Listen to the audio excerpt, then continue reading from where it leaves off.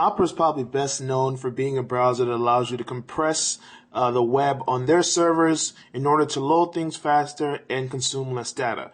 But they've come back with a new browser that's based on WebKit that you can see right here, and it's in beta mode, so it's not a finished product quite yet, but it's still something worth checking out. So I'm going to do a quick UI tour of it.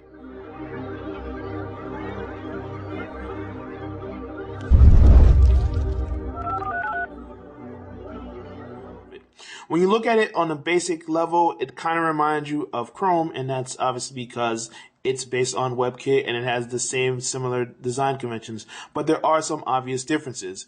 You see right here, you have your little menu. So instead of the little dots that signifies the action for Android was to drop down for new options, it has the Opera logo. You have your new tabs right here, but instead of having the list of tabs that you scroll through like you do in Chrome, you scroll horizontally rather than vertically, and you can switch between tabs very easily. You can also tap the action bar to get a private tab, which is pretty much incognito mode. That will remove your search history. It won't track the the websites that you visit or anything like that.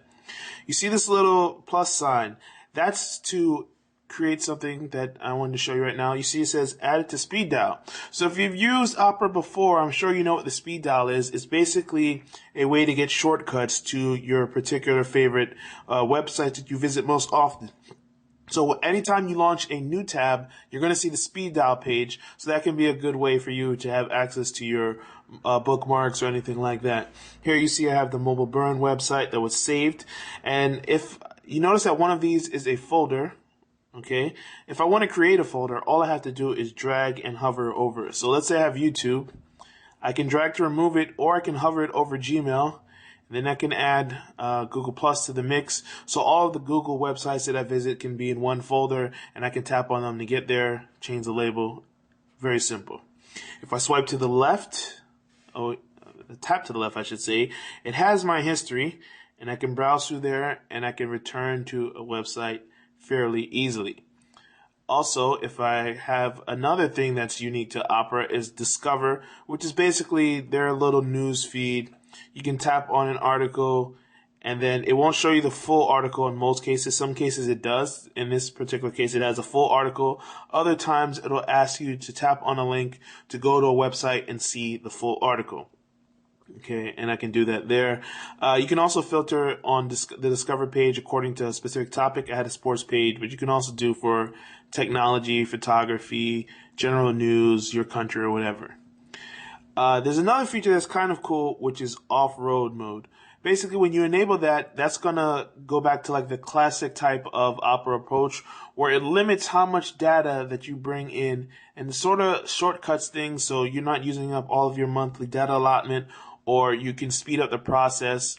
But the problem with that is when you go into that mode, you lose access to certain features.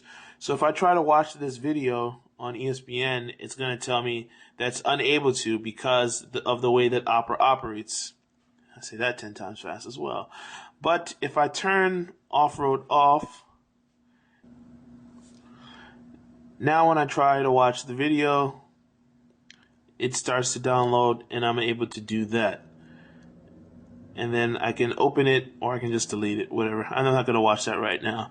So you can kind of see that Opera has a novel approach to it. They're trying to merge the old with the new, which is something that they have to do because their old Opera Mini system just isn't going to work going forward. They wanted something a little more modern, a little more flexible, and a little newer.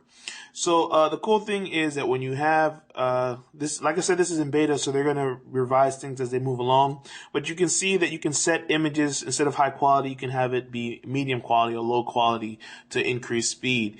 You can store passwords and history. You can clear everything pretty quickly, and you can change your user agent. So right now I'm requesting desktop versions, but I can switch to mobile in case I want to do that. I can also block pop-ups. All right.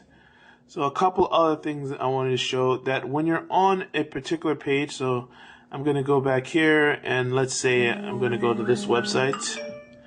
Okay, got a lot of notifications coming in. All right. All right, now I'm on this website. Let's say I'm looking for something in particular.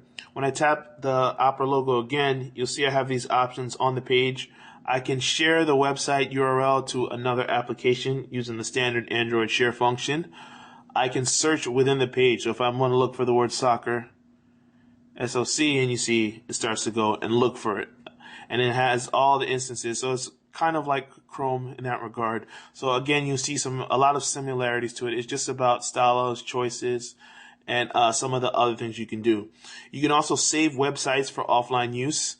And once I save it and then I go back to the dialog page, you'll see that they're going to all be saved in the save folder, so I can access them at any time and have all of the information. Even if I turn off internet connection, I can still read that information. So this is Opera for Android. It's in beta. Go and follow the link in the description below, and you can get a closer look at it for yourself. And you can see if this is something that you're going to spend a little more time with. At the moment, it's just in beta, but there's other things you're going to be able to do later. This is Andrew from mobileburn.com. Thanks for watching. Hope you enjoyed the video.